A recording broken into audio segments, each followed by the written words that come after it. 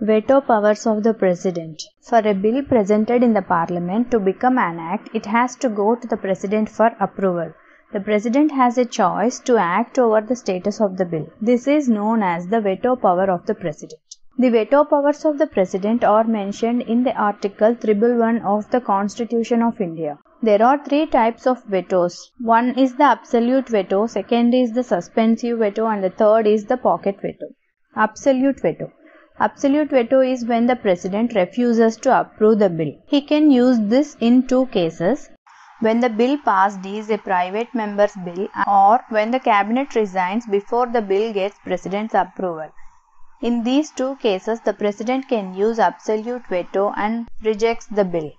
History of the absolute veto in the Constitution of India. In 1954, the absolute veto was used by President Dr. Rajendra Prasad, and in 1991, this absolute veto was used by President R. Venkat Raman.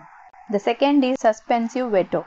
When the President returns the bill to the Parliament with or without consideration is known as suspensive veto. If the Parliament rescinds the bill with or without amendment, then the President has no choice but to approve the bill without using veto powers. President enjoys absolute veto over state bills.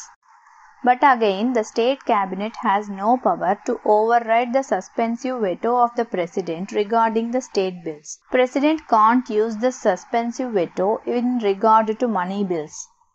Pocket veto. Pocket veto is when the President remains silent without acting upon the bill.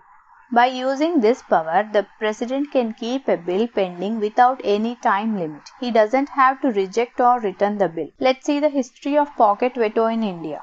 In 1986, President Zail Singh used his pocket veto.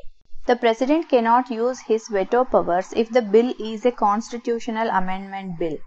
The 24th Constitutional Amendment Act of 1971 made it mandatory for the President to give his approval. President can accept, return or reject the ordinary bills, whereas in case of the money bills he can only accept or reject them but cannot return them.